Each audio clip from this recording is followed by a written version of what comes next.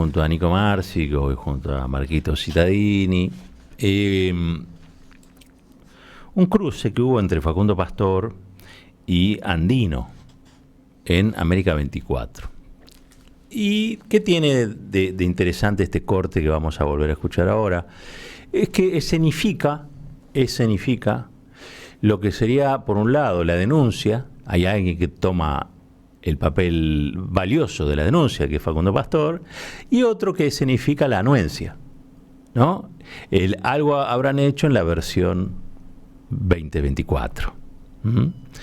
Y yo lo quería compartir con ustedes porque me parece que hay en estos momentos un debate fuerte, muchas estructuras, muchas organizaciones, en las familias también, que tienen que ver sobre el derecho a la protesta. Claro, no en los términos del artículo legal, no en los términos de la Constitución Nacional, sino que incluso en un nivel que es, cuando algo no nos gusta, ¿tenemos derecho a patalear?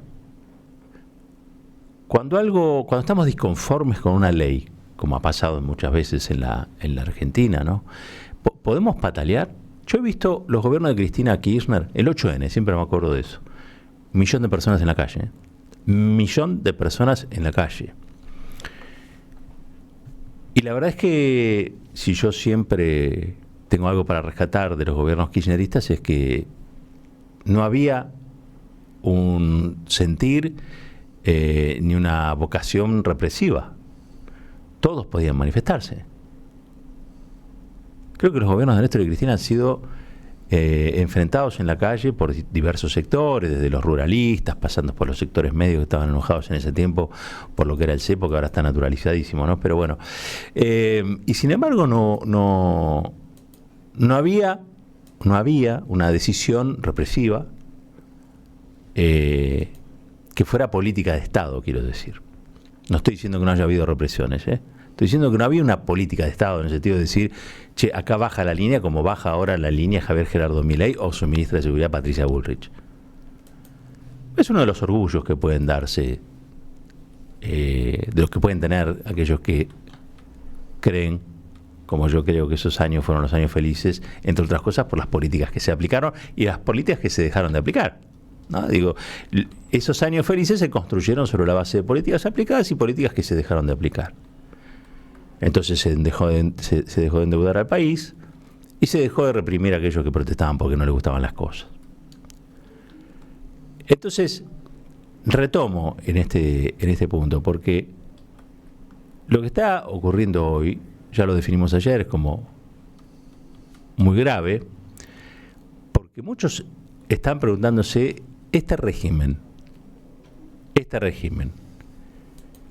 donde vemos las escenas del 2001 semana por medio, donde vemos las motos, donde vemos esas armas, donde vemos los perdigones, donde vemos los gases, donde vemos esas escenas que antes eran de ese siniestro pasado y que hoy se repiten como cosa corriente. ¿En qué afectan a la sociedad? Bueno, a los que están siendo reprimidos afecta de manera directa, ¿no? Los que están rebelándose. Pero la lesión es para el conjunto de la sociedad.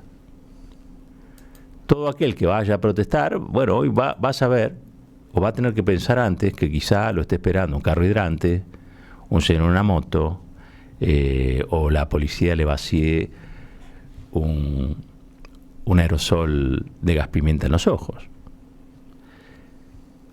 Entonces, ¿qué es lo que se busca con esto? Porque a mí me interesa indagar un poco sobre esto, ¿no? Bueno, nosotros tenemos una tradición, inventamos la picana, los golpes de Estado y también, entre otras cosas, el terrorismo de Estado, que es una calificación muy argentina. Porque en pocos lugares, digamos, ¿no? El Estado juzga al Estado y lo juzga por haber sido terrorista en una parte de su historia. Porque el Estado, en líneas generales, es una continuidad en el orden jurídico. Pero hubo un momento en la Argentina que el Estado fue terrorista. Por eso existen siempre las prevenciones de los organismos de derechos humanos, que muchos tachan de garantismo al cohete, garantismo. Bueno, precisamente el garantismo sirve o existe para recordarnos que hay un Estado de Derecho, que existen los derechos sociales, que existen los derechos políticos y que las violaciones a los derechos humanos tarde o temprano terminan con castigo y cárcel común. Esto lo dijo Elisa Carrió hace un tiempo y yo lo quiero destacar porque Elisa Carrió en su momento apuntó a Patricia Bullrich en una entrevista que le hicieron y dijo: esta gente cree que hay que violar los derechos humanos para imponer un modelo económico. Lo dijo, en otras palabras dijo, estoy parafraseando. Ahora dice otras cosas, porque lo que tiene de bueno Elisa Carrió es que va cambiando lo que dice, ¿no? Pero esa vez que describió a sus propios socios de todavía Juntos para el Cambio, ella desde la coalición cívica, pero se acuerdan que eran socios en el macrismo, y ella misma apuntó a Patricia Bullrich: están dispuestos a violar los derechos humanos para llevar adelante un plan económico. Bueno, es lo que está pasando, ¿no? Están violando los derechos humanos.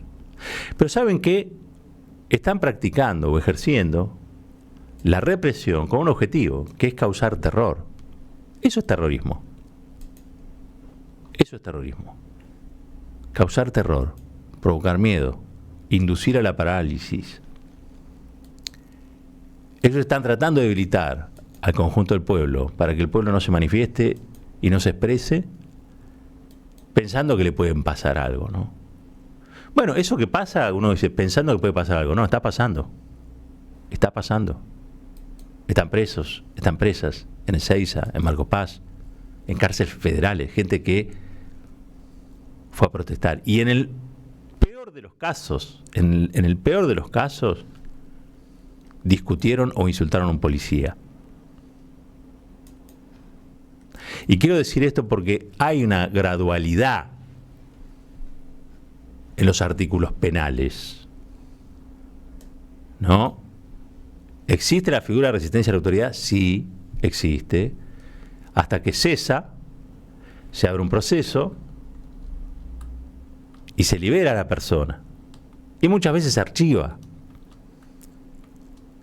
porque tampoco es tan grave, quiero decir. No lo aconsejo, pero ocurre. Ahora, en ningún caso, eso puede derivar en una detención, una cárcel de máxima seguridad, salvo en un régimen que no sea democrático y salvo en un régimen donde lo que se intenta es producir terror. Como nosotros tuvimos una historia vinculada al terrorismo de Estado, yo le pido muy especialmente a todos aquellos que se involucran poquito o nada, que empiecen a involucrarse un poquito más en estos asuntos, porque un día se van a levantar y no va a estar el dinosaurio ahí. Lo que va a haber es un régimen totalmente distinto, que no se llame democracia, sino el régimen que decanta una vez que los pueblos están aterrorizados. Quiero hacerles escuchar este pasaje, Facundo Pastor, con Guillermo Andino, el dulce Guillermo Andino, que expresa cabalmente lo que antes Neustadt describía como Doña Rosa. ¿Se acuerdan cuando Neustadt era Doña Rosa? Bueno, Doña Rosa ahora es Andino. Dale. Si el